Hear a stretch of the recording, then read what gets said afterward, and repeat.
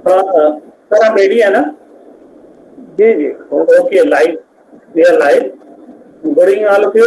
आप सबका स्वागत करता हूँ वाव फाउंडेशन की ओर से। मैं घनश्याम तिवारी, फाउंडर प्रेसिडेंट, आप सबका मैं पुनः स्वागत करता हूँ और आप सबसे रिक्वेस्ट करूंगा कि प्लीज आप सेशन के लास्ट तक बने रहें। आज की हमारी 256वीं सेशन है, 256, और आज का हमारा टॉपिक मैं आप सभी को बताना चाहूंगा। आज की हमारी टॉपिक है कोरोना महामारी के दौरान मनोदैहिक समस्याएं और उसका प्रबंधन। हमारे बीच में उपस्थित है आदरणीय डॉक्टर मनोज कुमार तिवारी जी, वरिष्ठ परामर्शदाता है, ART centre, SS hospital, IMS BHU Varanasi. ये हमारे लिए सौभाग्य की बात है कि हमारे साथ सर उपस्थित है।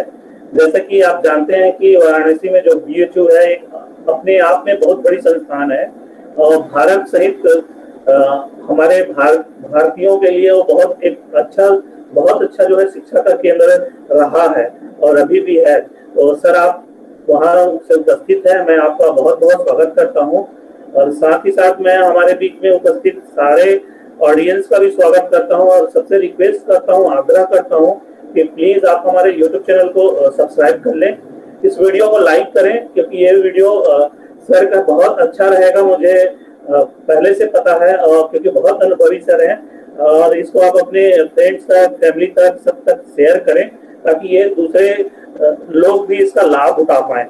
तो आपसे मैं एक सेशन के बाद, जैसा कि सर से हमारी बात हुई कि आप अपना क्वेश्चन जो है, आपके जो भी प्रश्न है अपने रिगार्डिंग, आपसे सेशन में जो भी हुआ कंटेंट होगा उसके रिगार्डिंग, तो आप कमेंट बॉक्स में टाइम टू टाइम कमेंट्स करते रहिए। हम देखेंगे सेशन के लास्ट में कि ज्यादा से ज्यादा लोग का उत्तर दे पाए और उसके बाद में इस सेशन को अटेंड करने के लिए आपको एक सर्टिफिकेट भी दिया जाता है।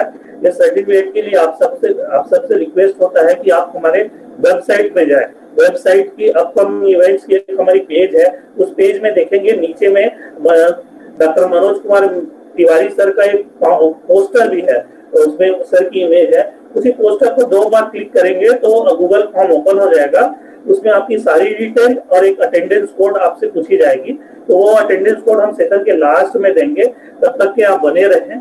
तो आज की अब ये सेशन स्टार्ट करेंगे, शुरुआत करेंगे। नाउ आई रिक्वेस्ट और guest speaker sir doctor Manoj Kumar Tiwari sir, please start the session. Welcome you sir, आपका मैं बहुत बहुत स्वागत करता हूँ सर। आप म्यूट हैं सर, प्लीज अनम्यूट कर लें। आप सभी लोगों का हार्दिक अभिनंदन एवं स्वागत है। सर्वप्रथम मैं अभव फाउंडेशन और खास तरह से घनश्याम जी का जो है बहुत बहुत धन्यवाद करता हूं कि आपने इस समसामयिक मुद्दे को अपने इस नेशनल वेबिनार के थ्रू जो है उठाने का प्रयास किया है, जिससे कि सामान्य जनमानस को व्यापक रूप से इस समस्या का आजकल सामना करना पड़ रहा है। इसका जो है कि हम लोग यहाँ पे आज व्यवहारिक डिस्कशन करेंगे।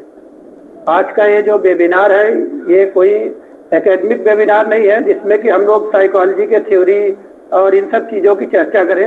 इसमें आज हम लोग विशुद्ध रूप से केवल इन बातों की चर्चा करेंगे कि साइकोसोमेटिक प्रॉब्लम्स किस तरह की आजकल लोग फेस कर रहे हैं, किस तरह का साइकोसोमेटिक सिम्टम्स लोगों में आजकल आ रहे हैं, और फिर देखेंगे कि कौन से ऐसे छोटे छोटे व्यवहारिक उपाय हैं जिसको कि आम लोग उसको जो है रख करके सावधानी उसको अपने आप को जो है साइकोसोमेटिक प्रॉब्लम से बचे रह सकते हैं। तो इन्हीं उद्देश्य को लेकर के हम लोग आज इस पर चर्चा करेंगे। जैसा कि घनश्याम जी ने कहा कि अभी फिलहाल कुछ हम लोग पहले ब्रीफ प्रेजेंटेशन कर देंगे ताकि ये चीज़ें सबको क्लियर हो जाएं कि वास्तव में साइकोसोमेटिक प्रॉब्लम है क्या, वास्तव में है भी या नहीं है।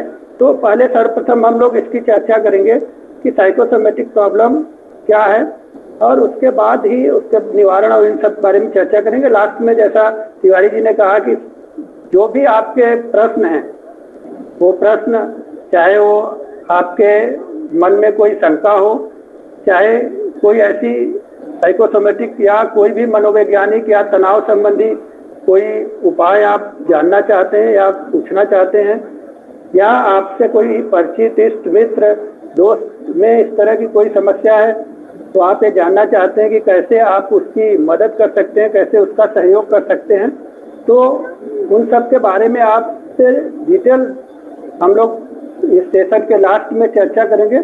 इसमें जो है समय की कोई बहुत बाध्यता नहीं है, पर्याप्त हम लोगों के पास समय होगा। तो अब हम लोग जो है सबसे पहले हम लोग ये देखने का प्रयास करें कि आखिर मनोदैहिक समस्याएं हैं क्या। तो मनोदैहिक समस्या की बात यदि हम लोग करें तो ये ऐसी समस्याएं हैं जो कि हमारे मन और मस्तिष्क के कारण उत्पन्न होती है। इनके पीछे कोई बायोलॉजिकल फैक्टर काम नहीं करता, कोई फिजियोलॉजिकल कोई डिस्टर्बेंसेस काज नहीं होता। इसके पीछे कोई ऐसा कारण नहीं है जो कि किसी जांच किसी रिपोर्ट में आ जाए, ऐसा नहीं है। लोगों को जैसे दर्द महसूस होगा, लेकिन वो दर्द के पीछे कोई फिजियोलॉजिकल रीजन नहीं होगा। वो जो दर्द है वो सिर्फ और सिर्फ उनके मन और मस्तिष्क में जो लगातार नकारात्मक विचार आ रहे हैं या लगातार उनके मस्तिष्क में कोई तनाव है, कोई दबाव है। तो जब लगातार कोई तनाव, दबाव या नकारात्मक थॉट्स हमारे मन मस्तिष्क में छाए रहते हैं तो उसके वजह से वो एक शारीरिक रिप्रेजेंटेशन के रूप में आ जाते हैं। कारण जो है मन में होता है, मस्तिष्क में होता है, ना कि शरीर के किसी फिजियोलॉजिकल या फंक्शनल प्रोसेस में कोई दिक्कत नहीं होती। सिर्फ और सिर्फ ये मन और मस्तिष्क के कारण उत्पन्न होता है। तो ये बहुत क्लियर कट मुद्दा है कि इसके पीछे कोई भी फिजियोलॉजिकल कारण नहीं होगा। ये किसी भी सिम्टम्स को, किसी भी शारीरिक समस्या को हम लोग साइकोसोमेटिक प्रॉब्लम्स में तभी रखते हैं जबकि उससे संबंधित सारी जांच रिपोर्ट नॉर्मल आ जाए। ऐसा ना हो कि बहुत बार बिना जांच कराए हम लोग ये मान लें कि नहीं ये तो फिजियोलॉजिकल नहीं साइकोलॉजिकल प्रॉब्लम है, बल्कि बाद में ये पता चले कि नहीं ऐसा तो नहीं है। तो कोई रिपोर्ट करा लिया तो उसमें कोई फाइंडिंग आ गई तो पता चला कि आपका समय और ये सब पूरा क्या हुआ, श्रम एवं समय बर्बाद होगा। तो इसलिए सबसे पहले जांच करा के या देख लेना बहुत जरूरी होता है कि कोई फिजियोलॉजिकल रीजन नहीं है, तभी उसको साइकोसोमेटिक प्रॉब्लम्स में, मनोदैहिक विकार में हम लोग रखते हैं। होता कैसे है, साइकोसोमेटिक प्रॉब्लम कैसे स्टार्ट होता है, इसके लिए एक बहुत साधारण सा उदाहरण हम लोग लेते हैं कि सभी लोग जो है चाय पीते हैं, रोज सुबह शाम चाय पीते हैं। तो किसी के दिमाग में कभी ये लगा, कभी हाथ में ये महसूस हुआ कि कप में वजन भी है? नहीं, कभी नहीं। किसी को ये महसूस नहीं होता कि कप का वजन कितना है, 200 ग्राम है, 400 ग्राम है, कुछ भी उनको महसूस नहीं होता। लेकिन यदि वही चाय का जो हल्का कप है जिससे पी करके आनंद उठा रहे हैं हम लोग रोज, यदि उसी कप को हम लोग बोल दें कि आप इस कप को हाथ में पकड़ करके 2 घंटे खड़े रहिए, तो अब क्या होगा कि धीरे धीरे जो कप अभी तक हमको कप का वजन वेट कभी महसूस नहीं हुआ, अब वो कप धीरे धीरे हमें क्या वेटेड महसूस होने लगेगा, वजनी महसूस होने लगेगा। और यदि उसको हम लोग और ज़्यादा समय बढ़ा दें पकड़ के खड़े होने के लिए, तो शायद उस केवल कप को एक स्पेसिफिक पोजीशन में पकड़कर खड़े रहने के कारण वो जो दर्द है जो हाथ में अभी कंधे में हो रहा था, वो दर्द पूरे शरीर में क्या हो, फैल जाए। सेम ऐसे ही होता है कि जब कोई व्यक्ति लगातार तनाव, दबाव और नकारात्मक संवेग में रहता है तो फिर ये जो धीरे धीरे उसको एक भारीपन महसूस होने लगता है और जो बाद में कुछ विशेष तरह के शारीरिक लक्षण के रूप में क्या होता है, उभर कर आने लगता है। तो जो लोग लंबे समय तक किसी तनाव दबाव में रहते हैं तो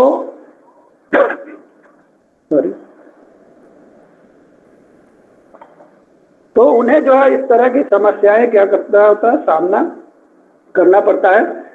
शरीर जो है उसको लगातार रिएक्ट करने से एक स्पेसिफिक सिम्टम्स उनमें क्या होता है, आने लगता है। तो आजकल यदि हम लोग बात करें, चर्चा करें, तो कोरोना के साथ भी यही मुद्दा है कि जिस प्रकार से हम लोग देखें कि एक जो कफ का वजन कभी हमको महसूस नहीं होता था, जिसमें हम लोग आराम से चाय पीकर आनंद लेते थे, लेकिन जब लगातार उसको होल्ड करके रखना पड़ा एक स्पेसिफिक मुद्दे में, तो वो हमारे लिए दिक्कतपूर्ण स्थिति उत्पन्न करती है। ठीक वैसे ही तनाव एवं दबाव की भी स्थिति यही है।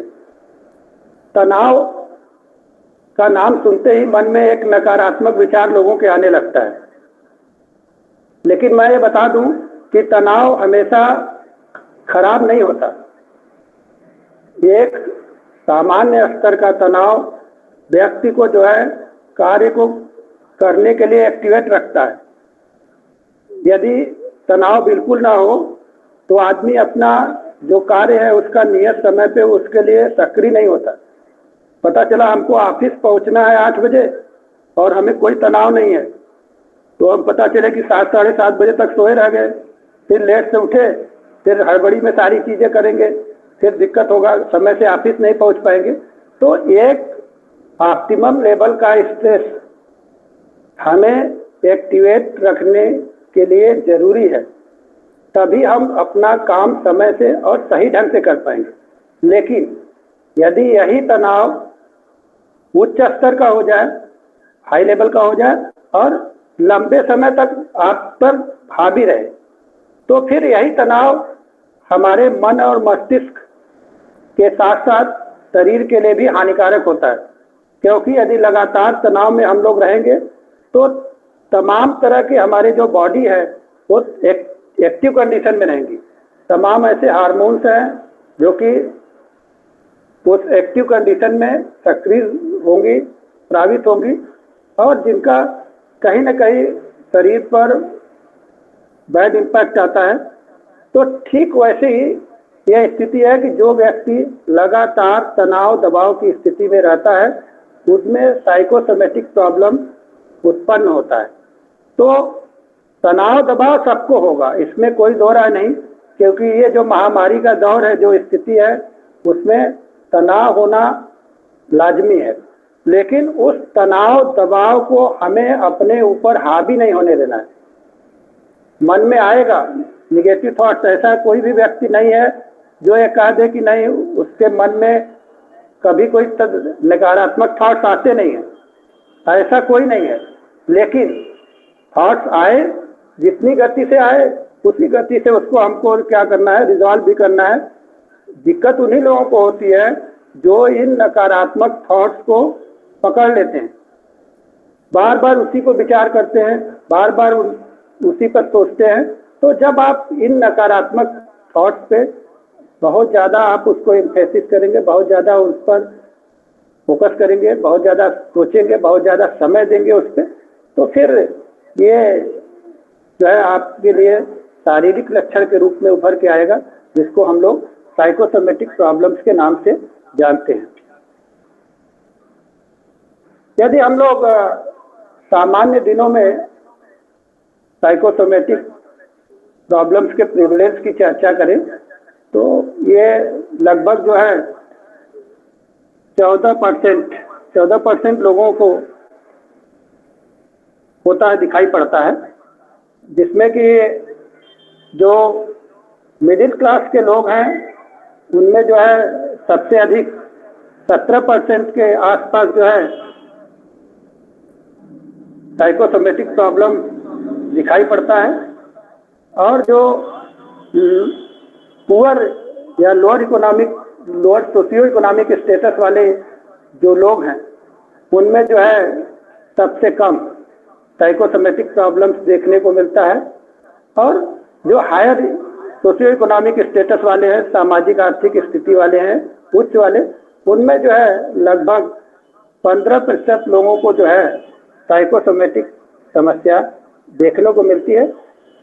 ये जो सोशियो इकोनॉमिक स्टेटस के अकॉर्डिंग जो प्रिविलेंस का रेट अलग अलग दिखाई पड़ता है, ये बहुत कुछ हमारे जो है जो परवरिश करने का जो ढंग है, जो घर परिवार में जो चीज़ें चलती रहती हैं, जो चर्चा होती रहती हैं, उन सब चीज़ों का सीधा सीधा प्रभाव है जो कि ये अंतर दिखाई पड़ रहा है कि सबसे ज़्यादा जो है मिडिल क्लास और सबसे कम लोअर जो इकोनॉमिक स्टेटस वाले हैं उनमें सबसे कम दिखाई पड़ता है।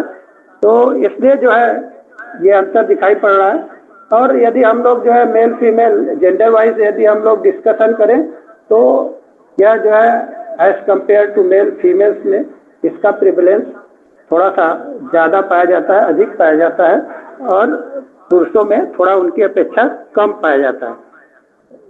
अब आज का जो परिवेश है, जो कोरोना का महामारी चल रहा है, तमाम राज्यों में जो है लॉकडाउन की स्थिति है, जिसके कारण तमाम तरह की जो है समस्याएं देखने को मिल रही है। हर व्यक्ति को के मन में एक अनसर्टेनिटी है, एक अनिश्चितता है। जिनका काम है वो ठीक से कर नहीं पा रहे हैं। जो स्कूल कॉलेजेस बंद हैं तो स्टूडेंट भी जो है अपने पढ़ाई लिखाई, अपने करियर के बारे में चिंतित है। तो हर वर्ग, हर एज का व्यक्ति, हर समाज का व्यक्ति, हर कम्युनिटी का व्यक्ति किसी न किसी प्रकार के तनाव और चिंता से ग्रस्त है। और रोज कुछ न कुछ जो है कोविड-19 रिलेटेड नई नई इंफॉर्मेशन आ रही है। हर रोज ये सूचना मिल रही है कि आज नया वेरिएंट आया, आज इस तरह का सिम्टम आ रहा है, कुछ नए चीज़ें आ रही हैं जो कि घातक हैं। और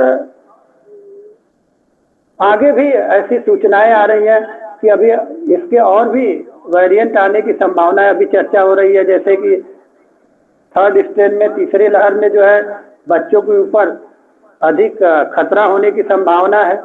तो लगातार ये जो तनावपूर्ण माहौल है और आगे के लिए जो कोई रास्ता नहीं दिख रहा है, अनिश्चितता की जो स्थिति है, अनिश्चितता की स्थिति हमेशा भय उत्पन्न करता है, फियर उत्पन्न करता है। तो इन सब सिचुएशंस के कारण, इन सब स्थितियों के कारण यदि हम सामान्य दिनों और महामारी के इस परिदृश्य की तुलना करें तो आज की स्थिति में जो साइकोसोमेटिक प्रॉब्लम्स का जो प्रिवलेंस है वो सामान्य दिनों की अपेक्षा जो है निसंदेह अधिक है, इसमें कोई दो राय नहीं है। और इसी के परिप्रेक्ष्य में जो है आज हम लोग जो है यहाँ इकट्ठा हुए हैं कि इस पे क्या है और कैसे हो रहा है। तो हम लोग यदि चर्चा करें कि सामान्य समय में जो मनोदैहिक विकार होते हैं, जो साइकोसोमेटिक प्रॉब्लम्स होते हैं, उनमें क्या लक्षण है उनकी यदि हम लोग चर्चा करें तो सामान्य दिनों में सिर दर्द सबसे आम, सबसे कॉमन सिम्टम है, जिसको हम लोग सामान्य और भाषा में यदि हम लोग बात करें, अपने सब्जेक्ट रिलेटेड लैंग्वेज का उपयोग करें तो टेंशन हेडेक, टेंशन हेडेक सबसे मोस्ट कॉमन साइकोसोमेटिक प्रॉब्लम है। लगातार लोगों को जो है सिर दर्द की शिकायत होती है।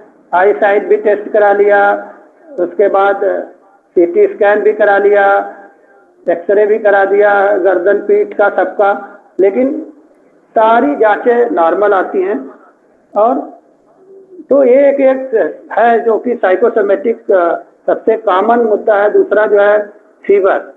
बहुत सारे ऐसे लोग हैं सामान्य दिनों में भी जब उनको नापा जाता है, उनका डॉक्टर जब बुखार चेक करता है तो बुखार नॉर्मल होता है, लेकिन वो फिर भी लगातार जो है कंप्लेन करते हैं कि नहीं उनको बुखार है। पेट दर्द, पेट दर्द जो है साइकोसोमेटिक एक बहुत ही कॉमन प्रॉब्लम है। बहुत सारे लोग ऐसे हैं, जब आप देखते होंगे कि जब वो बहुत भय की स्थिति में हो और डरे हुए या बहुत उच्च स्तर का तनाव फील कर रहे हों तो उनको पेट दर्द और दस्त महसूस होना एक बहुत कॉमन मुद्दा है।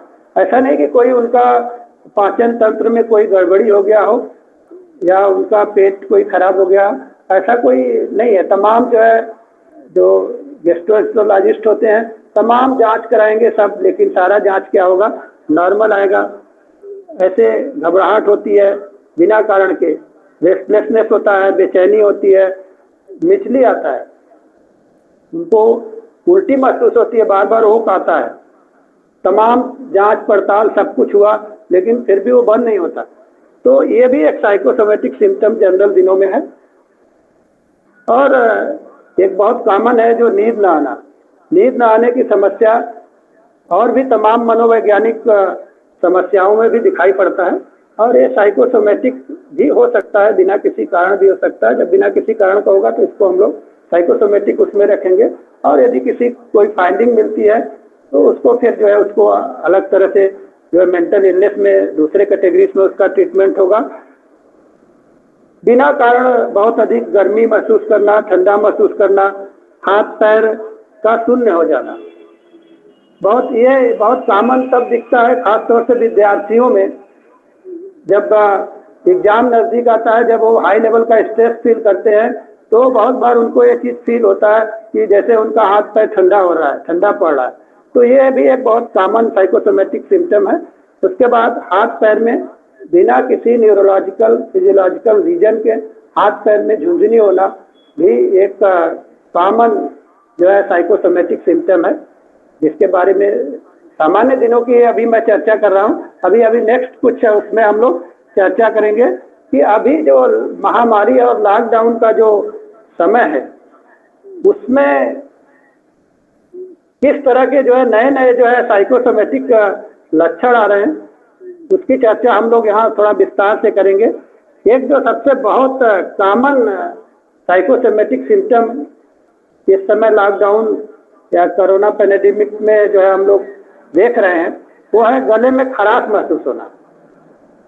लोगों को इतना भय है कि कहीं मैं संक्रमित न हो जाऊं, और सभी लोग ये जानते हैं कि उसमें गले में खराश होना है एक आम लक्षण है। तो इस उच्च स्तर के भय के कारण लोगों को बार बार ये महसूस हो रहा है कि उनके गले में खराश है, बार बार खांसने का प्रयास करते हैं। ये देखा गया है कि जब वो किसी काम में व्यस्त हैं, जब अपने रुचि का कोई काम कर रहे हैं, ऑफिस में काम कर रहे हैं, घर का कोई काम कर रहे हैं, तो उनके खांसने की समस्या नहीं है। लेकिन जब वो खाली बैठे हुए हैं ना, तो उनको वो लगता है खराश है, फिर वो खांसने का जो है प्रयास करते हैं। तो बार बार खांसने का जो है सिम्टम आजकल जो है आम तौर से दिखाई दे रहा है। शरीर को जो है गर्म महसूस करना, बार बार वो परिवार के सदस्यों को चेक कराते रहते हैं कि भाई मुझे कुछ बुखार लग रहा है, जरा चेक करो। तो जबकि यदि उनका जब मेजर किया जाता है तो फीवर उनका जो है ना के बराबर है, नहीं होता, सामान्य होता है। पेट दर्द सामान्य के दिनों में भी हम लोगों ने अभी चर्चा किया कि सामान्य के दिनों में भी ये साइकोसोमेटिक एक मेजर सिम्टम है, पेट में दर्द होना, सीने में भारीपन महसूस करना।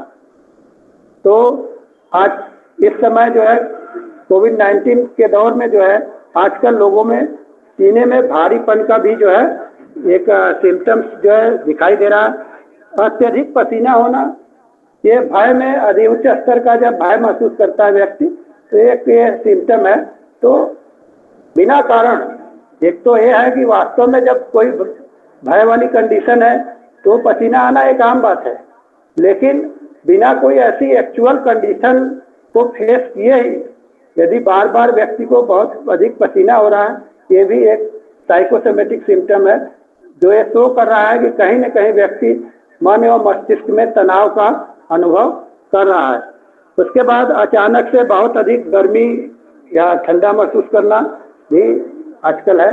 लोगों को बिना एसी पंखा में भी बैठे हुए हैं तब भी उनको बहुत अधिक गर्मी महसूस हो रही है और उनको पसीना हो रहा है, तो ये एक सिम्टम है। मुंह एवं गला का सूखना, ये भी बहुत जल्दी वो अभी पानी पिए हुए 10, 15, 20 मिनट भी नहीं बीत रहा है और उनको महसूस हो रहा है कि नहीं मेरा गला जो है सूख रहा है। बार बार दस्त महसूस होना, ये आम दिनों का भी लक्षण है और आजकल भी ये देखा जा रहा है हेडर की चर्चा हम लोग प्रीवियस उसमें भी कर चुके हैं, और ये कोरोना महामारी के दौरान भी ये दिख रहा है। चक्कर जैसा महसूस आना, चक्कर आना नहीं, केवल चक्कर महसूस करना। उनको लगता है कि मुझे चक्कर है। यदि उनसे पूछे कि आपको कैसा हो रहा है चक्कर, कैसे घूम रहा है, तो फिर वो बताने में, एक्सप्लेन करने में सक्षम नहीं होते।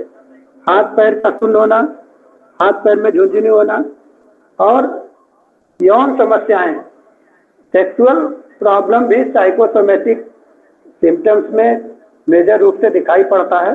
इसमें जो है सेक्सुअल एक्टिविटीज के प्रति जो है अनिच्छा जाहिर करना, या उसको सफलतापूर्वक एक्ट को जो है परफॉर्म न कर पाना, ये एक बहुत ही आजकल कॉमन समस्या के रूप में दिख रही है। एक टेस्ट के माध्यम से हम लोग ये समझने का प्रयास करेंगे कि साइकोसोमेटिक प्रॉब्लम है या नहीं है। तो इस केस हिस्ट्री को जो है देख करके हम लोग ये समझ सकते हैं कि क्या है, कैसे इसको हम लोग रूल आउट करेंगे। तो एक 48 ईयर्स ओल्ड एक पढ़ी लिखी जो है महिला है, जिन्हें कि विगत 2 वर्षों से जो है सिर दर्द की समस्या से जूझ रही हैं, और धीरे धीरे उनका पहले सिर दर्द से शुरू हुआ, बाद में धीरे धीरे उन्हें हाथ और कंधे इन सब में भी दर्द महसूस होने लगा, और वो लगातार थकान, अनिच्छा, ये बहुत सारी जो है ऐसे साइकोलॉजिकल जो है प्रॉब्लम से फेस कर रहे थे। और ये देखा गया कि उन्होंने सामान्य चिकित्सक को भी दिखाया, पेट के भी डॉक्टर को दिखाया, दिमाग के भी जो न्यूरोलॉजिस्ट को दिखाया, दिमाग के भी जो स्पेशलिस्ट हैं डॉक्टर हैं उनको भी दिखाया, महिला रोग विशेषज्ञ को भी उन्होंने कंसल्ट किया। लेकिन सारे डॉक्टरों ने जो भी एक्सरे, सीटी स्कैन, ब्लड जांच, जो कुछ भी उन्होंने जितने भी डॉक्टर्स से कराए, लेकिन वो सारे के सारे रिपोर्ट उनके क्या आ रहे थे, नॉर्मल आए। तो अब इस स्थिति में हम लोग ये सोचने के लिए बाध्य होते हैं कि ये जो दर्द है, ये जो शारीरिक समस्या है, ये केवल उसके नकारात्मक विचारों और उसके तनाव दबाव के कारण उसकी ये शारीरिक अभिव्यक्ति है। फिर उसको हम लोग साइकोसोमेटिक प्रॉब्लम्स में कंसीडर करते हैं, और उसके बाद उसके जो हमारी जो एक साइकोथेरेपी की जो पूरी एक प्रोसीडिंग है, फिर उस प्रोसीडिंग के माध्यम से हम लोग उसको जो है डील करने का जो है प्रयास करते हैं। किनको जो है ये होने का रिस्क अधिक है, सभी को नहीं हो रहा है। ऐसा नहीं कि कोरोना महामारी है, लॉकडाउन चल रहा है तो सभी को जो है साइकोसोमेटिक प्रॉब्लम होने लगेगी, ऐसा नहीं है। ये देखा गया है कि जिनको जो है लगातार, जो लोग लगातार जो है कोरोना संबंधित खबरें सुनते रहते हैं, देखते रहते हैं, दिन रात उसी पे विचार करते रहते हैं, केवल अपने ही देश का नहीं, यदि आप उनसे बात करेंगे तो आपको दुनिया के बहुत सारे देशों में कोविड-19 का क्या ट्रेंड चल रहा है वो उनको पता है। वो आपको बता देंगे बड़े अच्छे से कि कहाँ पे बढ़ रहा है, कहाँ पे घट रहा है ना, कहाँ पे डेथ की रेट कितना है। तो जो लोग कोरोना संबंधित इस तरह की चीज़ें बहुत अधिक इन्वॉल्व हैं, दिन रात उसी में लगे हैं, तो उनको जो है साइकोसोमेटिक प्रॉब्लम इस समय होने की जो है संभावना क्या है, अधिक है। जो लोग कि अपना अधिकांश समय चाहे सोशल मीडिया हो, गूगल से सर्च करना हो, तो लगातार यदि आप इस तरह की सूचनाएं देख रहे हैं, सुन रहे हैं, सर्च आउट कर रहे हैं, अपने जो सोशल प्लेटफॉर्म है उस पर पोस्ट कर रहे हैं, जो दूसरे लोग कर रहे हैं तो उसको लाइक कर रहे हैं, उस पर कमेंट लिख रहे हैं, कहने का मतलब है कि कुल मिला के अधिकांश समय वो कोरोना के बारे में ही सोच विचार कर रहे हैं। तो ऐसे लोगों को इस महामारी के दौरान साइकोसोमेटिक प्रॉब्लम होने के चांसेस क्या है, बहुत ज़्यादा है। जिनमें तनाव को सहन करने की क्षमता कम है। सभी का जो है मैकेनिज्म एक समान नहीं है। कुछ लोग तनाव की स्थिति में भी सामान्य बने रह करके अपना कार्य निपटा लेते हैं और कुछ लोग तनाव में बिल्कुल विचलित हो जाते हैं। तो जो लोग तनाव, जिनमें तनाव को सहन करने की क्षमता कम होती है, उनमें ही साइकोसोमेटिक प्रॉब्लम होने की संभावना अधिक है। उसके बाद जिनको जो है, जिन लोगों में पहले से ही कुछ मानसिक मेंटल इलनेस है या कुछ साइकोलॉजिकल प्रॉब्लम से जो लोग पहले से ही फेस कर रहे हैं, तो उनमें भी इस कोरोना महामारी में तनाव दबाव बढ़ने के कारण उनमें जो है साइकोसोमेटिक सिम्टम्स क्या हो रहे हैं, बढ़ रहे हैं। ऐसे लोग जो बहुत इमोशनल हैं, भावुक हैं, जो छोटी छोटी बातों पे को बहुत गंभीरता से ले लेते हैं, तो उनमें भी इस समय साइकोसोमेटिक प्रॉब्लम होने की संभावना है। जो लोग घर में अकेले रहते हैं, ऐसा देखा गया है कि रिसर्च में अनेक जो सर्वे हुए हैं कि जो लोग अकेले रह रहे हैं घर में, उनके साथ और उनका परिवार नहीं रह रहा है, उनमें psychosomatic problem as compared to जो अपने फैमिली के साथ रह रहे हैं उनमें अधिक है। ऐसा सर्वे में देखा गया है कि कंबाइंड फैमिली और जो है जो न्यूक्लियर फैमिली है, तो न्यूक्लियर फैमिली में भी साइकोसोमेटिक प्रॉब्लम की जो प्रेवलेंस है वो जो है जो कंबाइंड फैमिली है उनकी अपेक्षा थोड़ा ज़्यादा मिलता है। आनुवंशिकता को भी एक फैक्टर के रूप में देखा जा रहा है कि जिनके परिवार में या जिनके ब्लड रिलेटिव्स में पहले से लोग साइकोसोमेटिक प्रॉब्लम से ग्रसित हैं, परेशान हैं, उनमें भी इस तरह के सिम्टम्स देखने के चांसेस अधिक है। जिनको जो लोग कोविड-19 से जो है इन्फेक्टेड हो चुके हैं, पहले जो लोग रिकवर कर गए हैं, उनको भी बाद में ये देखा गया कि उनमें जो है साइकोसोमेटिक प्रॉब्लम जो है पहले से जो है क्या हुआ, अधिक था। तो इसलिए जो है हम लोग ये देख रहे हैं कि किन किन लोगों को जो है रिस्क फैक्टर ज़्यादा है, कौन लोग ऐसे हैं जो कि जल्दी से उनमें साइकोसोमेटिक प्रॉब्लम्स जिनकी चर्चा हम लोग अभी पीछे किए हैं, उनके वो लक्षण उनमें जल्दी आ जाएंगे। कहने का अभिप्राय है कि ये जो रिस्क पॉपुलेशन है, जिनको इसके होने की संभावना सामान्य पॉपुलेशन से अधिक है, उनको अधिक सतर्कता एवं सावधानी की जरूरत है। न केवल उनको सतर्कता एवं सावधानी रखने की जरूरत है, बल्कि जो उनके फैमिली मेंबर्स हैं, जो उनके फ्रेंड सर्किल वाले हैं, जो उनके केयर टेकर हैं, जो देखभाल करने वाले लोग हैं, जो उनसे जुड़े हुए लोग हैं, जो जानते हैं कि ये इनको रिस्क हो सकता है, तो उन्हें भी कुछ ऐसे सावधानियां रखनी चाहिए, कुछ ऐसे उपाय अपनाने चाहिए ताकि उनका रिलेटिव, उनका मित्र, उनका कोई प्रियजन इस तरह की समस्या में ज़्यादा गंभीरता में ना आ जाए। तो हम लोग जो प्रिवेंशन के जो उपाय हैं, जिसको अपना करके हम लोग जो है स्वयं भी बचे रह सकते हैं और प्लस जो है जो हमारे इष्ट मित्र परिजन हैं उनको भी बचाए रख सकते हैं। उन बचावों पे हम लोग आगे के कुछ स्लाइड में विस्तार से चर्चा करेंगे कि कैसे हम लोग उससे बचे रह सकते हैं। तो सबसे पहले हम लोग स्वयं के लिए क्या उपाय करने चाहिए, जो व्यक्ति इसके रिस्क में है या जो व्यक्ति इसका सामना कर रहे हैं, जिनमें लक्षण दिख रहे हैं, उनके लिए प्रिवेंशन के क्या टिप्स हैं, उनके पहले हम लोग चर्चा करेंगे। उसके बाद फिर हम लोग जो केयर टेकर हैं, जो फैमिली मेंबर्स हैं, उन पर भी हम लोग विस्तार से अभी आगे चर्चा करेंगे। तो बचाव के उपायों की चर्चा करें तो सबसे पहला जो उपाय है यह है कि जो कोरोना संबंधी जो सूचनाएं आ रही हैं उनको उनमें बहुत ज़्यादा इन्वॉल्व ना हो,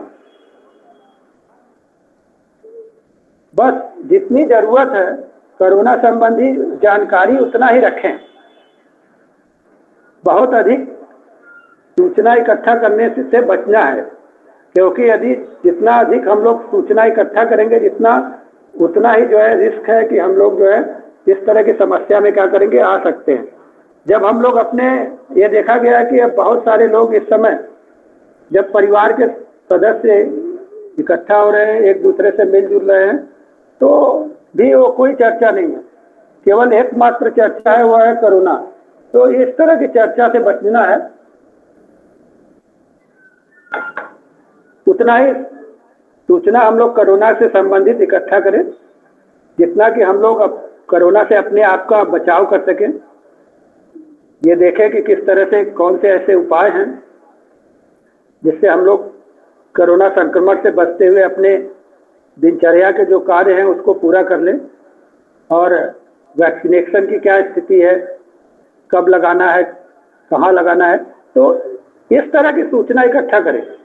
ऐसा नहीं कि केवल दिन रात जब भी टीवी खोले, जब भी सोशल मीडिया पे जाए, हर जगह केवल कोरोना संबंधी सूचनाएं ही इकट्ठा न करें।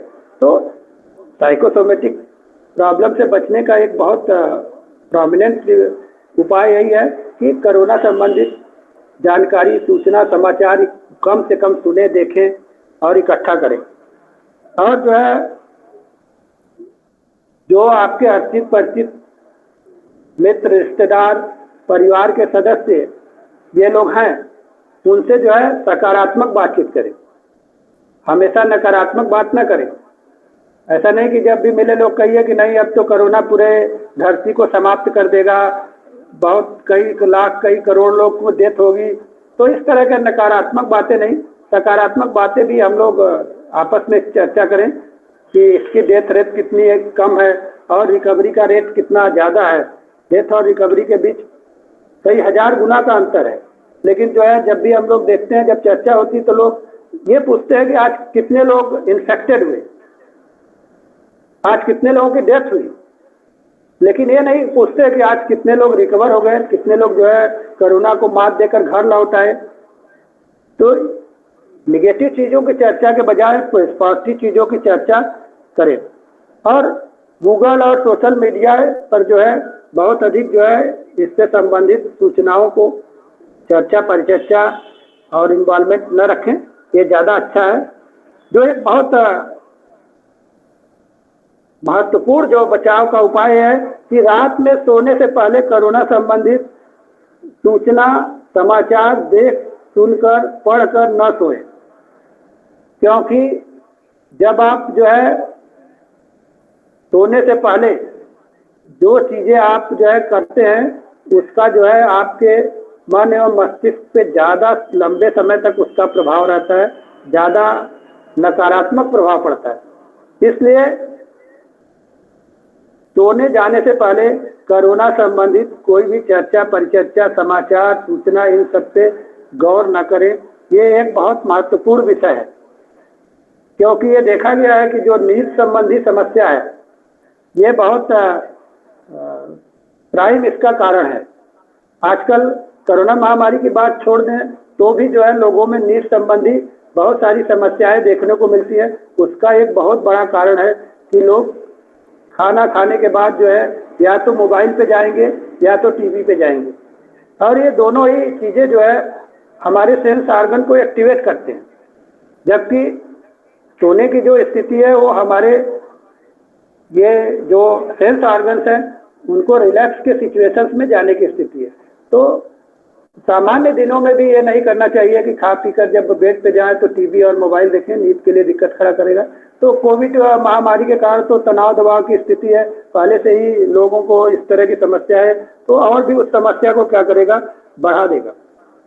मन, मस्तिष्क और शरीर तीनों को जो है पर्याप्त आराम दें, ये बहुत जरूरी है। क्योंकि ये देखा गया है कि जब आदमी उच्च स्तर के तनाव को फेस करता है तो उसमें बहुत ज़्यादा एनर्जी लॉस होता है।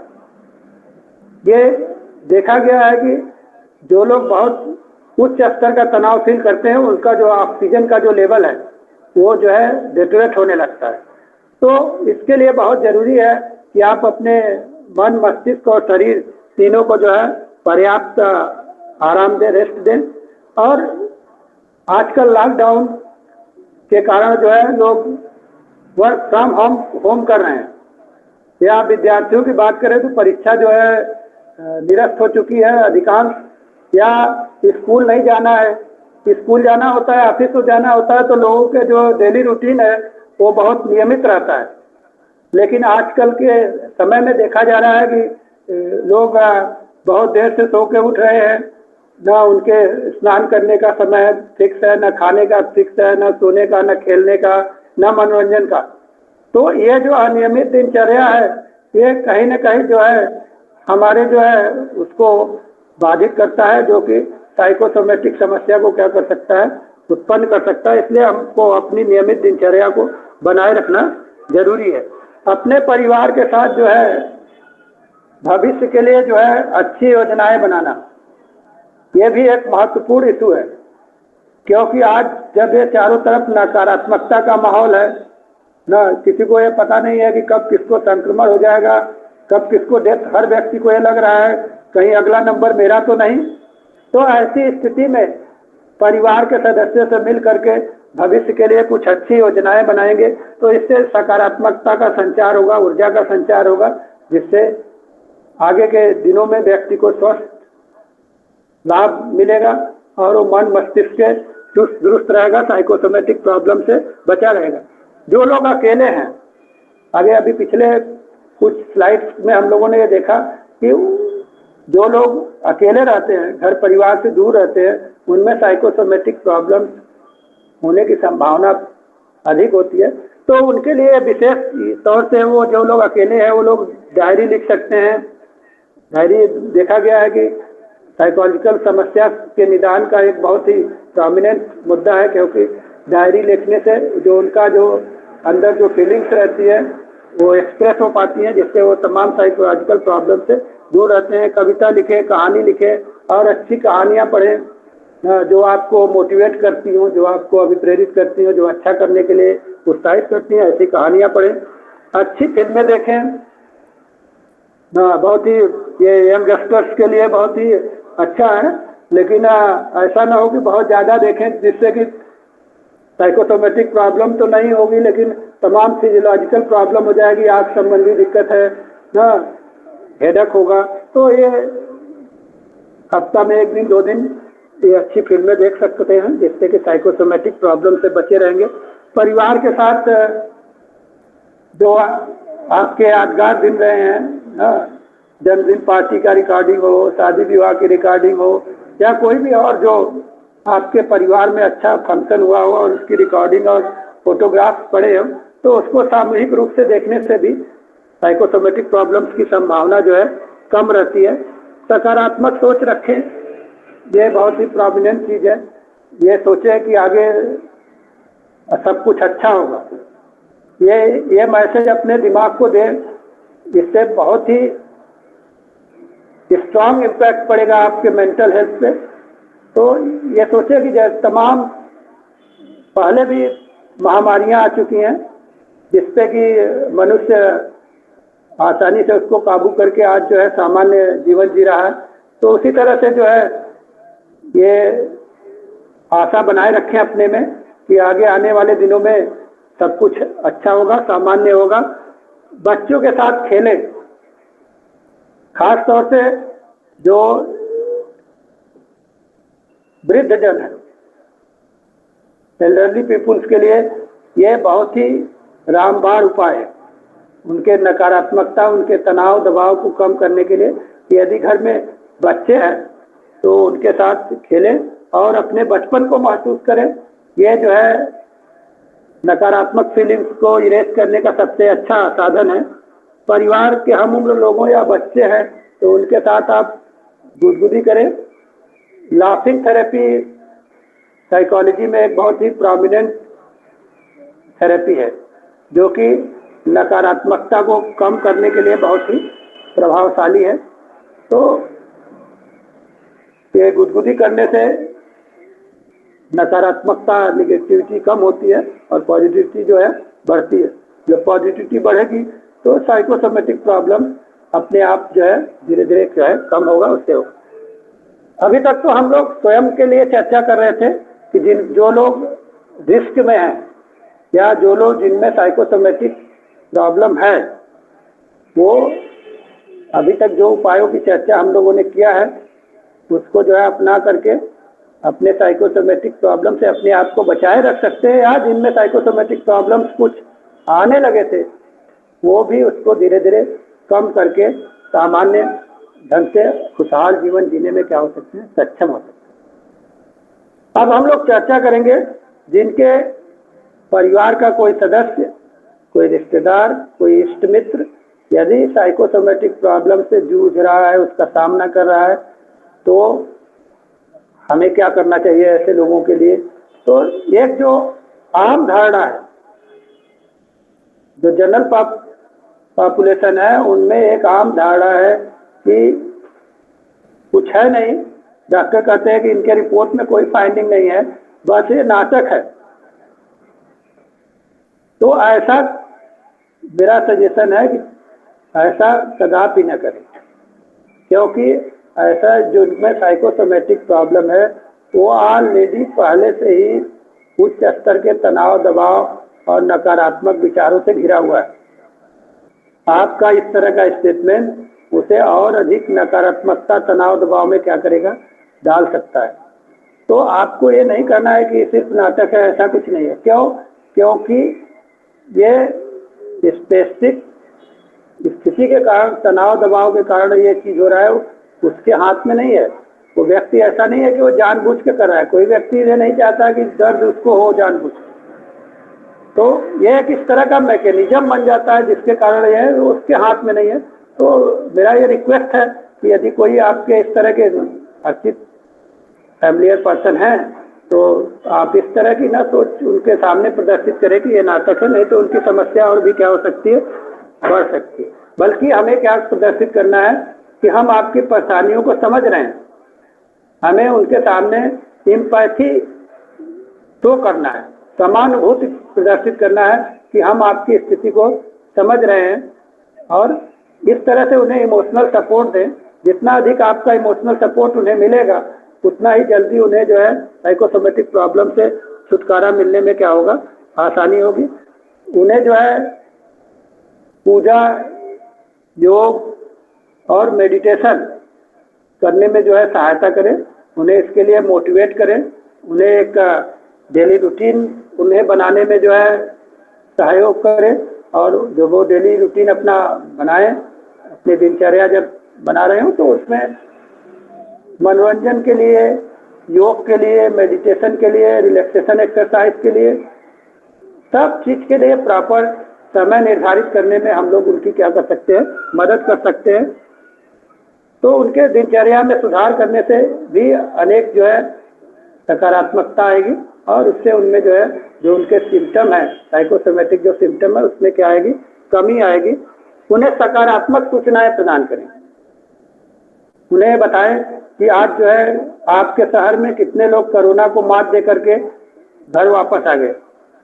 उन्हें ये बताइए कि किस तरह से जो है कोरोना संक्रमण की दर लगातार कम हो रही है, किस तरह से लगातार डेथ की जो रेट है वो लगातार कम हो रही है। तो इस तरह की जो है सकारात्मक सूचना दें। उन्हें बताएं कि किस तरह से जो है नई नई दवाएं आ रही हैं, नई नई जांच आ रही है, जिससे कि जो है कोरोना संक्रमण को जो है अर्ली आइडेंटिफिकेशन किया जा सकता है, अर्ली इंटरवेंशन करके लोगों के जान को बचाया जा सकता है। और किस तरह से नई नई जो है इफेक्टिव वैक्सीन आ रही है जो कि पहले से ले लेने के कारण जो है संक्रमण तो होगा। एक बहुत ही भ्रांति है अभी कि वैक्सीन लेने से क्या होगा जब मास्क पहनना ही है, डिस्टेंस रखना ही है। तो मैं यहाँ पे ये चीज़ बहुत क्लियर करना चाहूँगा कि जो लोग वैक्सीन की प्रॉपर डोज ले लिए और जो लोग वैक्सीन नहीं लिए हैं, इन्फेक्शन दोनों को हो सकता है, इसमें कोई दो राय नहीं।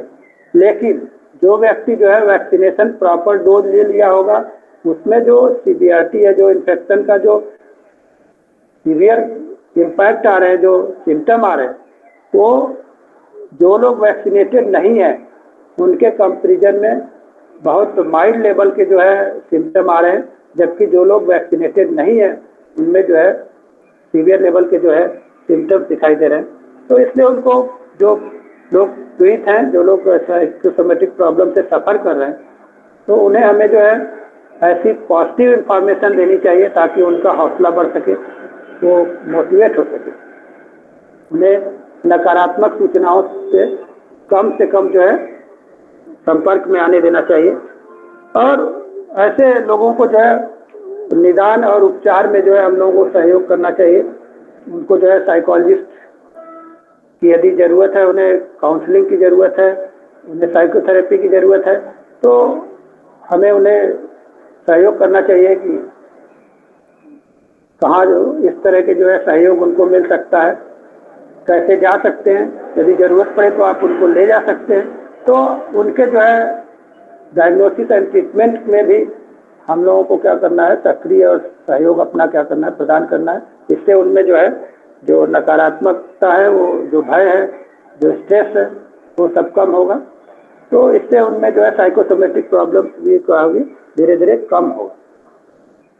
अभी तक जो हम लोगों ने जिन प्रिवेंशन के पे चर्चा किया, वो एक आम लोग जो है इसको उपायों को अपना करके अपने साइकोसोमेटिक सिम्टम्स को कंट्रोल कर सकते हैं, नियंत्रित कर सकते हैं, या जिनमें नहीं है वो उससे बचे रह सकते हैं।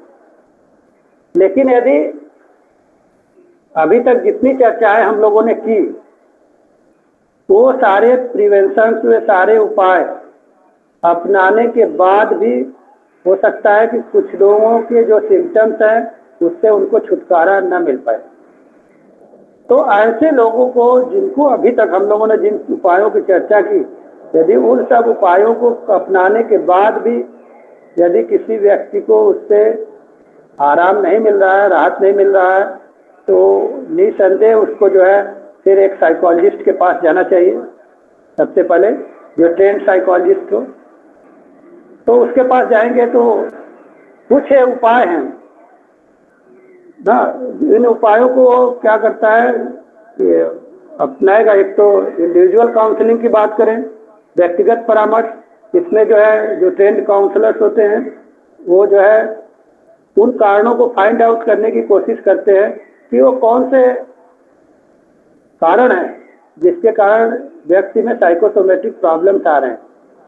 वो कारण कहीं भी हो सकता है, व्यक्तिगत कारण भी हो सकता है, परिवार में भी हो सकता है, उसके प्रोफेशन में भी हो सकता है, या कुछ ऐसी स्थिति परिस्थिति उसके चाइल्डहुड में हुई हो, उसके कारण भी हो सकता है।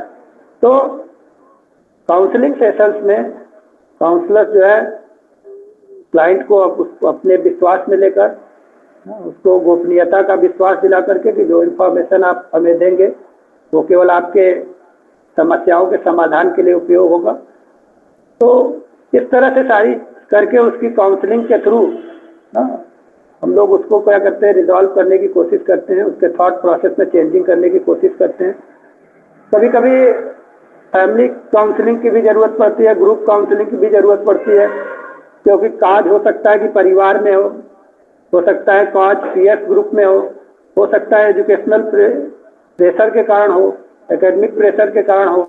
तो इसके लिए फिर उसके फैमिली मेम्बर्स, उसके दोस्तों, उनके जो है मित्रों को भी शामिल करना पड़ता है। और कभी कभी ग्रुप काउंसलिंग में सेम सिम्टम्स रखने वाले, सेम समस्याओं रखने वाले व्यक्तियों को एक साथ इकट्ठा करके उन्हें परामर्श दिया जाता है। तो इससे व्यक्ति को एक इमोशनल सपोर्ट मिलता है। उसको लगता है कि नहीं, यह समस्या केवल मेरे साथ नहीं है, यह समस्या और भी लोगों के साथ है। और उनको काउंसलिंग, ग्रुप काउंसलिंग के समय ये भी बताया जाता है कि देखिए ये इस स्थिति में थे, अब ये अपने उस पर रिकवर कर गए हैं, ओवरकम हो चुके हैं। तो उसको एक हिम्मत आता है कि नहीं, ये तो जो पहले मान चुका था कि नहीं अब नहीं होने वाला है, तो उसमें सेल्फ कॉन्फिडेंस आता है। और वो धीरे धीरे जो है जो साइकोलॉजिस्ट है उसके उपायों को अपना करके तमाम बहुत सारे मल्टी डायमेंशनल अप्रोच है वो ना, उसके थॉट प्रोसेस में भी चेंज करना है, उसके डेली रूटीन में भी चेंज करना है। यदि उसके परिवार, स्कूल में कहीं स्ट्रेसफुल सिचुएशंस हैं तो इन्वायरमेंट में भी परिवर्तन की बातचीत होती है। तो वो बहुत सारे वो है, वो इंडिविजुअल टू इंडिविजुअल क्या उपाय होंगे वो वैरी करता है। कोई ऐसा रेडीमेड उपाय नहीं है कि उसको बता दिया जाए और सारे लोग फॉलो करके उससे बाहर आ जाएंगे, क्योंकि हर व्यक्ति की अपनी क्षमता अलग अलग होती है, हर व्यक्ति के रिसोर्स अलग होते हैं, हर व्यक्ति के इन्वायरमेंट अलग होता है। तो इसलिए वो स्पेसिफिक पर्सन टू पर्सन वो काउंसलिंग के बाद वो करना पड़ता है। उसके बाद एक बहुत ही फेमस जो एक टर्म है हमारे यहाँ CBT, कॉग्निटिव बिहेवियरल थेरेपी, संज्ञानात्मक व्यवहार चिकित्सा जिसको हिंदी में कहते हैं। तो इसमें जो है तीनों स्तरों पे जो है काम किया जाता है। पहले क्या हुआ, अभी क्या हो रहा है, आगे क्या होगा ना, उसके थॉट प्रोसेस में भी चेंज किया जाता है, उसके बिहेवियरल पैटर्न में भी चेंज किया जाता है। तो ये एक पूरा प्रोसीडिंग है, स्टैंडर्ड प्रोसीडिंग है जो सभी ट्रेन साइकोलॉजिस्ट इससे परिचित होते हैं। तो इसको अपना करके, इसको अप्लाई करके जो है साइकोसोमेटिक प्रॉब्लम्स में कमी किया जा सकता है। टेलीफोनिक परामर्श कोविड-19 सिनेरियो में बहुत ही प्रभावशाली है, क्योंकि जो है सामने इस समय फेस टू फेस काउंसलिंग में जो है ट्रांसमिशन, इन्फेक्शन ट्रांसमिट होने के चांसेस बहुत अधिक है। तो इसलिए आजकल जो है टेलीफोनिक काउंसलिंग जो है काफ़ी तेज़ी से जो है बढ़ रहा है, और बहुत सारे लोग इसको जो है फ्री ऑफ कॉस्ट भी प्रोवाइड कर रहे हैं इस महामारी के दौर में। और ऐसा कुछ प्रयास मैं भी करता रहता हूँ। तो अभी आगे मैं इसके लिए भी 1 घंटे रोज नियमित देता हूँ फ्री जो है टेलीफोनिक काउंसलिंग के लिए।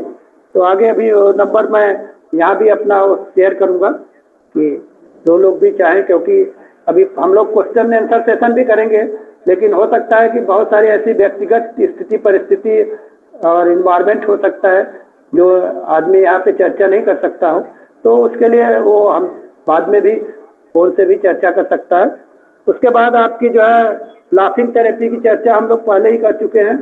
तो ये बहुत ही अच्छा उपाय है, जितना मौका मिले मुस्कुराइए।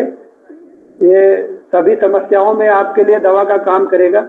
आपकी पॉजिटिव प्रेजेंटेशन, आपकी पॉजिटिव थिंकिंग और ये सब चीज़ें आपको कहीं ना कहीं हेल्पफुल होगी।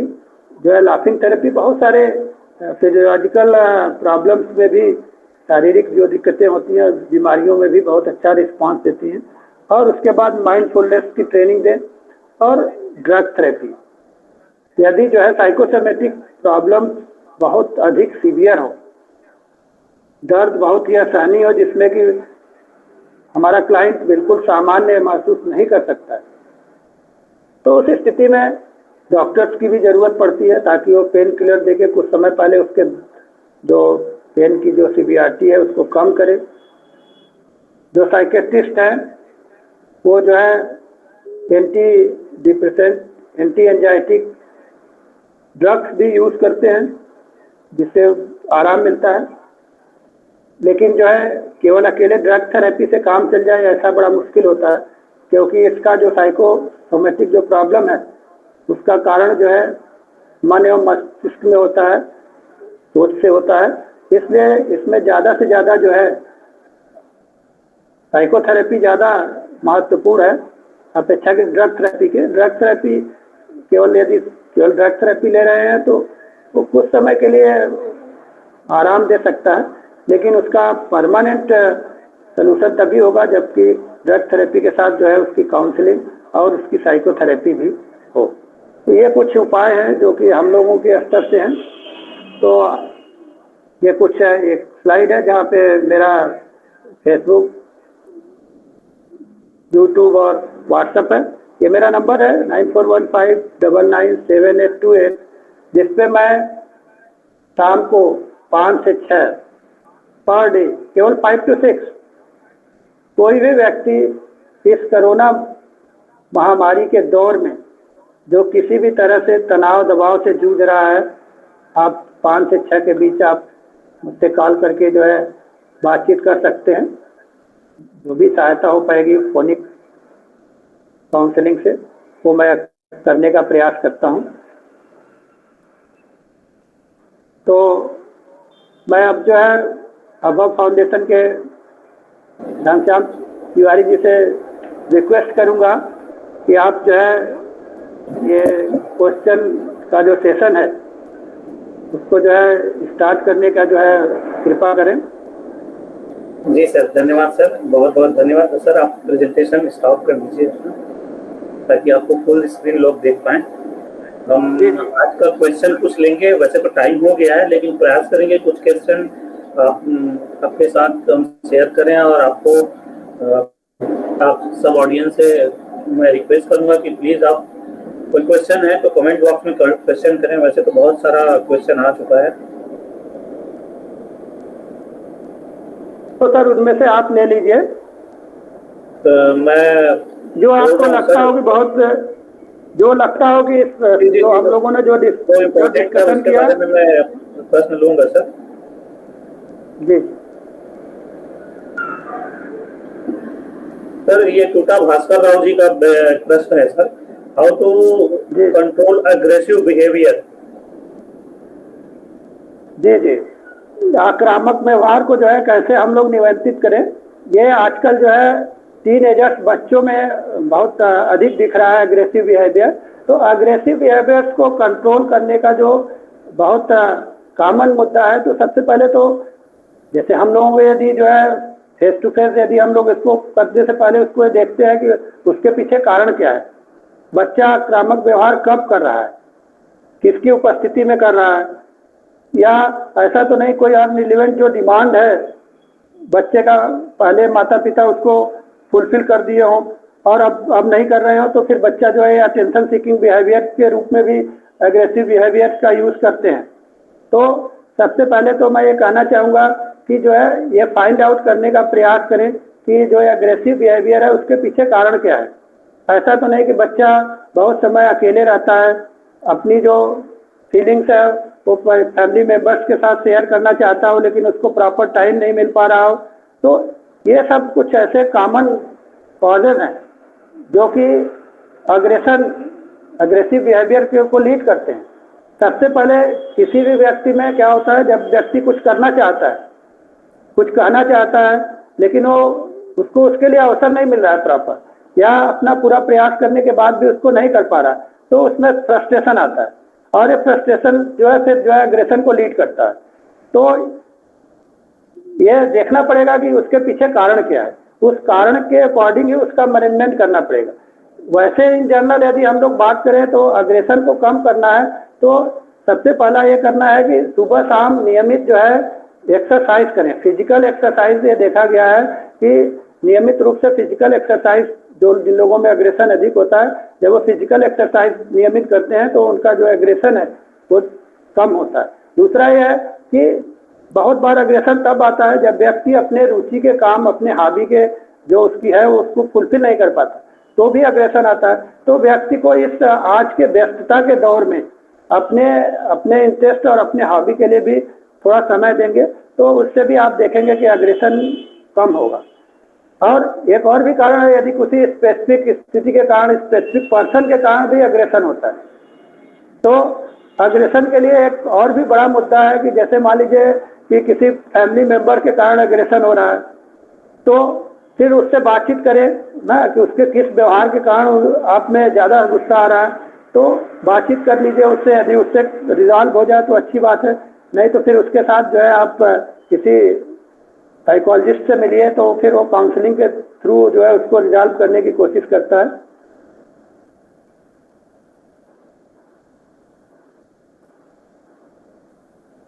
धन्यवाद सर, बहुत बहुत धन्यवाद। एक प्रियंका माथुर जी का प्रश्न है sir, how to get rid for negative thoughts which are repeatedly bothering us. देखिए, नेगेटिव थॉट्स आना बहुत कॉमन मुद्दा है। मैं अपने प्रेजेंटेशन के समय भी इस बात को कहा कि कोई भी ऐसा व्यक्ति नहीं होगा जिसके दिमाग में कभी नेगेटिव थॉट्स आए ही ना। बस मुद्दा यह है कि नेगेटिव थॉट्स आए तो आप उसको बहुत ध्यान देने की ज़रूरत नहीं है। यदि आप उस पर बहुत अटेंशन देना शुरू किए तो फिर वो धीरे धीरे स्टेबल होना शुरू करता है, और जितना देर आप उस पर फोकस करेंगे उतना देर वो आपके दिमाग पे बना रहेगा, और फिर जितना देर आपके दिमाग में वो बना रहेगा उतना ही आपके ऊपर भारी प्रभाव डालेगा। तो निगेटिव थॉट्स आएगा लेकिन उस पर हमें बहुत अटेंशन नहीं देना है, उसको पकड़ के उसको नहीं बैठना है, जिस गति से आ रहा है उसी गति से जाने देना है। दूसरा मुद्दा यह है कि नेगेटिव थॉट्स तभी आते हैं जबकि हम ऐसे ही फ्री टाइम बैठे हुए हैं।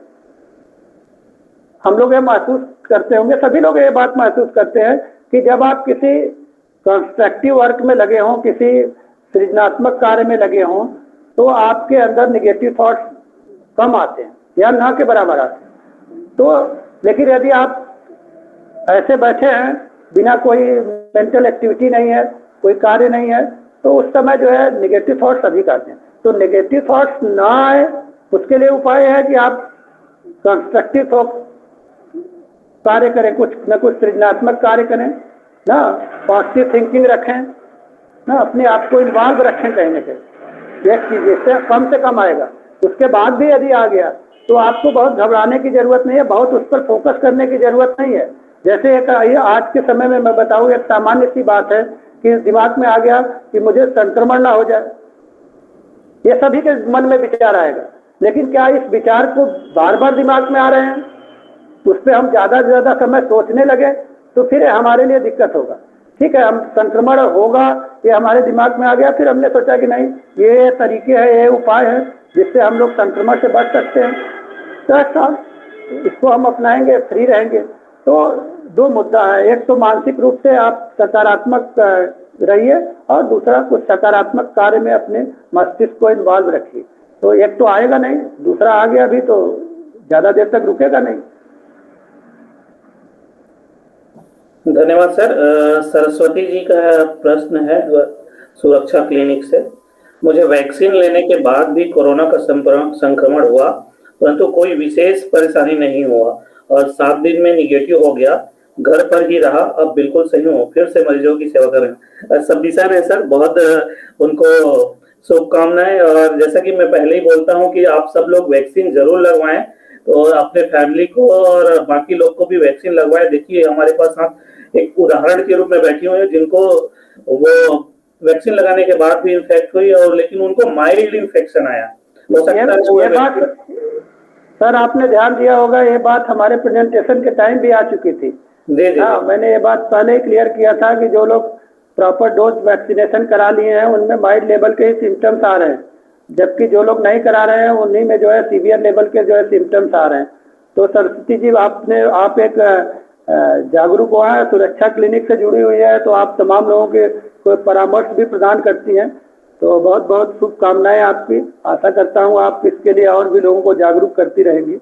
जी, क्योंकि अपना उदाहरण देके अगर लोगों को बताएंगे सर तो ज्यादा अच्छे से लोग जो है, बिल्कुल, क्योंकि हमारे यहाँ छत्तीसगढ़ में बहुत सारे केस है जो ज्यादा एजुकेटेड नहीं है, उन लोग वैक्सीन को अच्छा नहीं मान रहे हैं, तो उनको एजुकेट करना पड़ रहा है। तो सरस्वती मैडम जो है वो बहुत अच्छा इम्पोर्टेंट रोल उसमें अदा कर सकती हैं। मैम अब आप हमें भी मैसेज करिए व्हाट्सएप पे, हम भी आपसे बात करना चाहते हैं। नेक्स्ट क्वेश्चन है सर डॉक्टर रंजीत कुमार सिंह जी का। शारीरिक स्वास्थ्य, मानसिक तनाव मुक्ति तथा रिलेशनशिप को कैसे स्वस्थ रखें? देखिए क्या है ना कि एक हम लोगों को बचपन में ही एक कहावत पढ़ाया गया था कि स्वस्थ शरीर में ही स्वस्थ मस्तिष्क का विकास होता है। तो ये जो कहावत था वो बहुत क्लियर कट मुद्दा था कि हमारा जो है फिजिकल हेल्थ हमारे मेंटल हेल्थ को जो है क्या करता है, प्रभावित करता है। लेकिन ऐसा नहीं है, दो मुद्दे हैं, एक तो कॉग्निशन, दूसरा इमोशन। तो ये बहुत स्थापित कॉन्सेप्ट है कि इमोशन हमारे कॉग्निशन को प्रभावित करता है।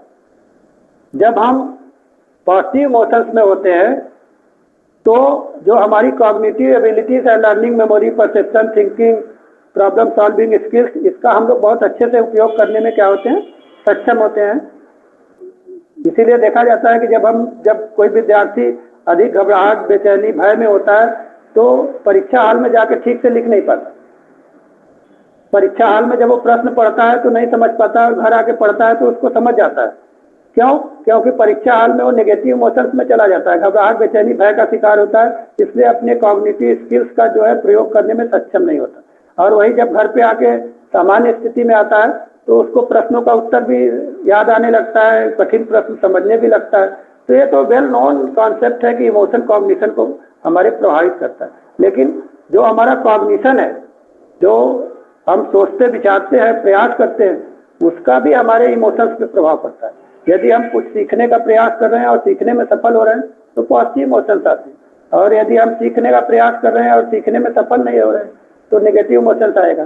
तो ये दोनों एक दूसरे को प्रभावित करते हैं। तो दोनों को बैलेंस करना है। एक तो होता क्या है कि हम बहुत अधिक अपेक्षा रख लिए अपने से, तो बहुत अधिक यदि अपेक्षा रख लिए, प्रयास कर रहे हैं लेकिन सफल नहीं हो रहे हैं, तो ये क्या करेगा, हमारे मन मस्तिष्क को पहले प्रभावित करेगा।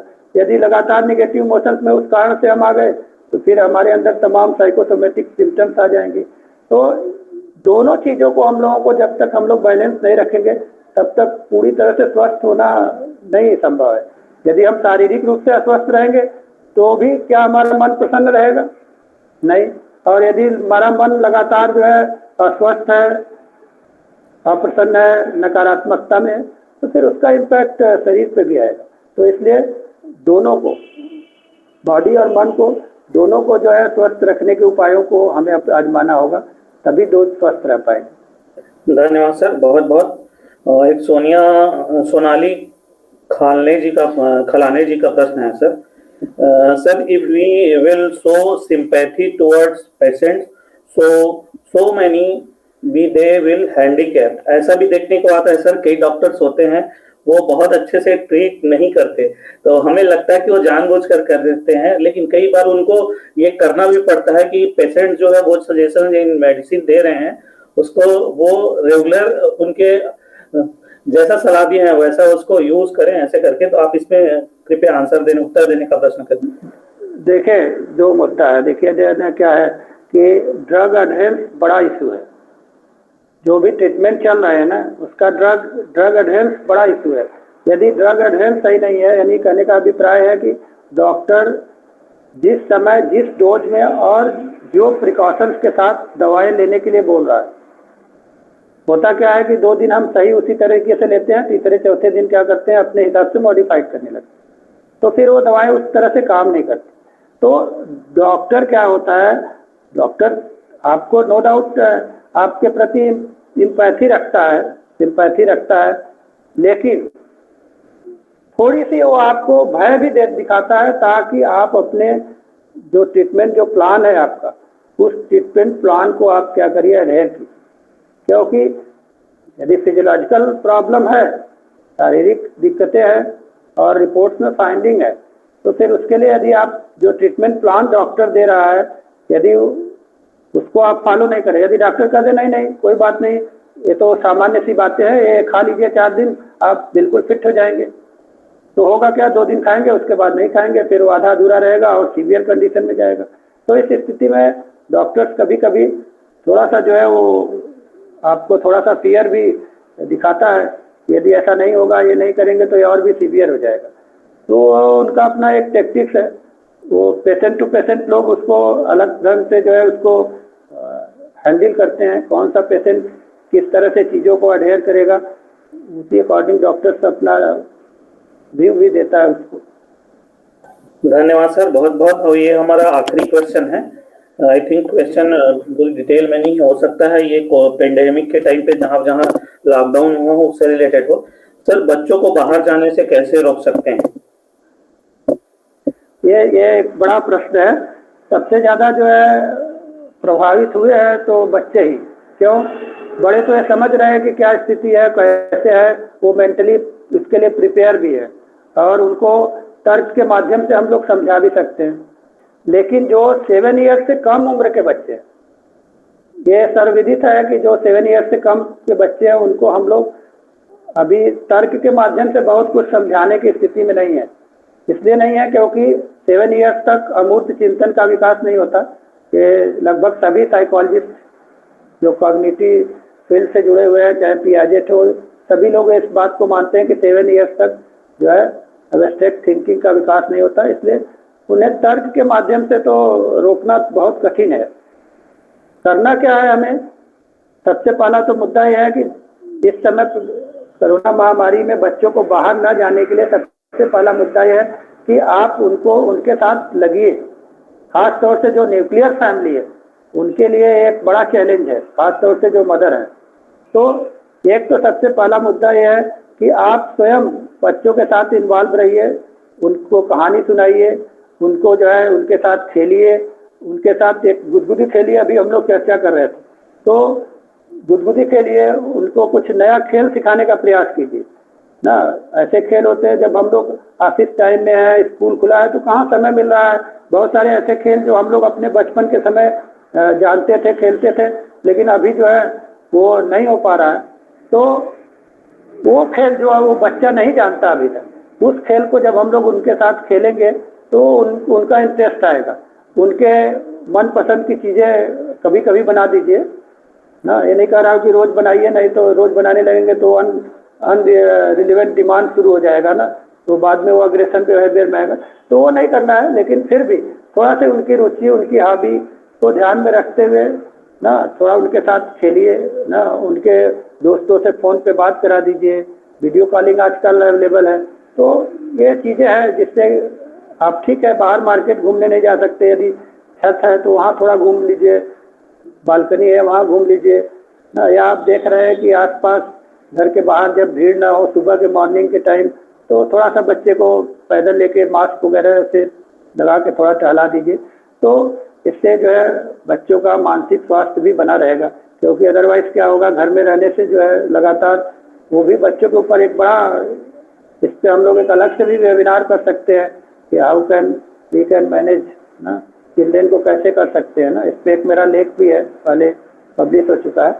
तो इस तरह से छोटी छोटी चीज़ें थोड़ा करके उनको जो है घर के अंदर रोकने में हम सफल हो सकते हैं। धन्यवाद सर, बहुत बहुत धन्यवाद। आपने बहुत अच्छे से इस कोरोना टाइम को कैसे हम नॉर्मलसी में बदल सकते हैं अपने घर में, आसपास में, ये सब आपने बताया। और ये आज की नीड है, क्योंकि फिजिकली तो चलो हम लोग अपने आप किसी न किसी तरह से एक्टिव रखने का प्रयास करते हैं, पर मेंटली हम लोग वो एक्टिविटी नहीं कर पाते हैं किसी कारणवश। बट आपने आज बहुत अच्छे से हम सभी को और हमारे ऑडियंस को आपने बताया कि किस प्रकार से मेंटली फिट रहें और अपनी डेली प्रोग्रामिंग कैसे करें, कोई प्रॉब्लम आता है उसको कैसे हैंडल करें। इवन बच्चों के बारे में बताया कि हम बच्चों को किस प्रकार से हैंडल करें। और जरूर सर मैं आपसे समय लूंगा, क्योंकि आप भी बहुत सारी चीज में बिजी रहते हैं, और समय लेके बच्चों के लिए स्पेशली प्रोग्राम करेंगे। मे भी हम जून में जो साइकोलॉजी की हम सेशन लाने वाले हैं, तो उसमें आपका कुछ सेशन जरूर ऐड करेंगे सर, और अलग से भी और आपका सेशन जरूर लेंगे।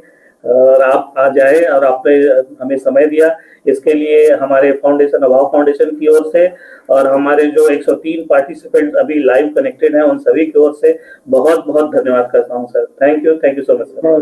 थैंक यू, बहुत बहुत धन्यवाद। धन्यवाद सर। और आप सबसे मेरा आग्रह रहेगा कि प्लीज आप सभी फीडबैक फॉर्म फिल करें।